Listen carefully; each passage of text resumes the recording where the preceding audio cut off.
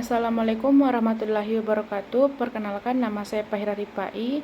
Saya dari kelas E. Di video kali ini saya akan menjelaskan rangkuman terkait tentang mata kuliah Curriculum and Material Development. Langsung saja, apa itu Kurikulum Merdeka? Jadi, Kurikulum Merdeka adalah kurikulum terbaru dari Kementerian Pendidikan, Kebudayaan, Riset, dan Teknologi Republik Indonesia yang mulai diterapkan secara bertahap sejak tahun 2022. Nah, kurikulum ini dirancang sebagai bentuk penyempurnaan kurikulum-kurikulum sebelumnya seperti kurikulum 2013.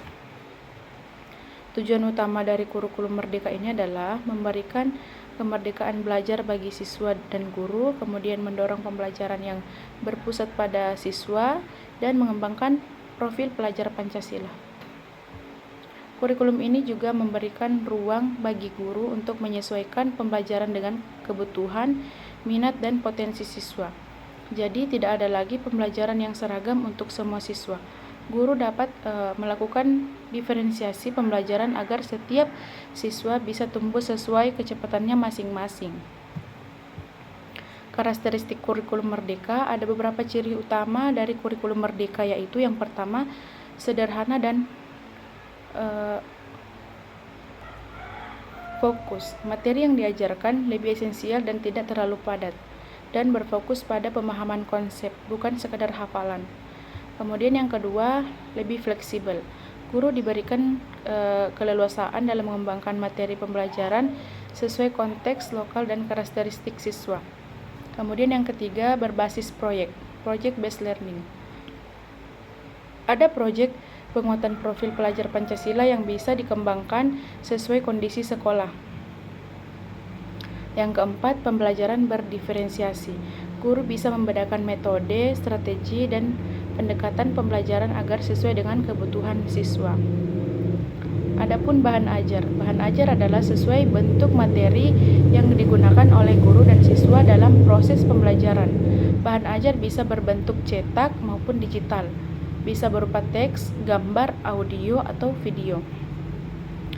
Jenis-jenis bahan ajar meliputi buku teks pelajaran, lembar kerja peserta didik, PowerPoint atau slide presentasi, video pembelajaran, audio, dan podcast, atau infografik atau poster.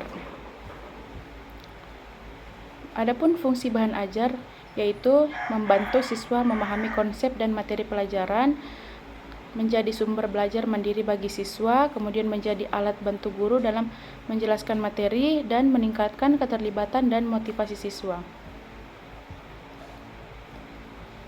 Dalam kurikulum merdeka ini, bahan ajar tidak harus bersifat nasional, artinya guru bisa mengembangkan bahan ajarnya sendiri sesuai dengan konteks lokal. Misalnya, guru-guru di Mandar bisa menggunakan cerita rakyat lokal sebagai bahan ajar bahasa Inggris atau bahasa Indonesia.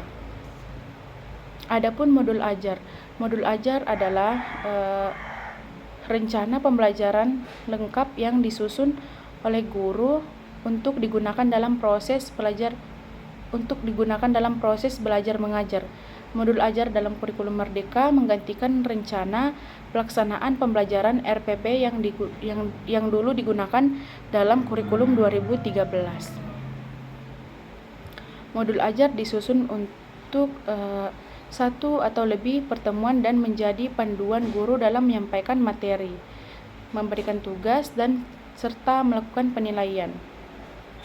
Adapun struktur modul ajar umumnya meliputi identitas modul ajar seperti nama mata pelajaran, kelas, fase, alokasi waktu, topik, dan lain-lain sebagainya. Nah, yang kedua, kompetensi yang dituju, capaian pembelajaran dan tempat pembelajaran. Yang ketiga, tujuan pembelajaran. Apa yang harus dicapai siswa di akhir pembelajaran. Kemudian yang keempat, pemahaman bermakna. Konsep utama yang penting dipahami siswa. Dan yang kelima, pertanyaan pemantik untuk merangsang pemikiran kritis siswa. Kemudian yang keenam, langkah-langkah kegiatan pembelajaran, aktivitas dari awal sampai akhir. Kemudian yang ketujuh, asesmen, cara guru menilai pencapaian tujuan belajar siswa. Yang kedelapan, refleksi siswa dan guru, evaluasi terhadap proses dan hasil belajar. Yang ke-9, lampiran, bahan ajar, LKPD, dan rubrik penilaian media pembelajaran. Nah, mengapa modul ajar itu penting? Karena di dalam kurikulum Merdeka, modul ajar menjadi alat utama untuk merancang pembelajaran yang bermakna, fleksibel, dan menyenangkan. Guru bisa mengembangkan modul ajar sendiri atau menggunakan modul ajar yang sudah tersedia dari Kemendikbud lalu menyesuaikannya. Nah, kesimpulan dari rangkuman ini, kurikulum Merdeka memberikan kebebasan bagi guru dan siswa dalam proses pembelajaran yang fleksibel dan berpusat pada peserta didik. Bahan ajar berfungsi sebagai sumber belajar, sedangkan modul ajar menjadi panduan lengkap untuk bagi guru dalam merancang pembelajaran. Keduanya saling mendukung untuk menciptakan proses belajar yang menyenangkan, bermakna, dan sesuai dengan kebutuhan siswa, serta membentuk profil pelajar Pancasila yang unggul. Mungkin itu saja yang bisa saya sampaikan. Sekian dari saya. Assalamualaikum warahmatullahi wabarakatuh.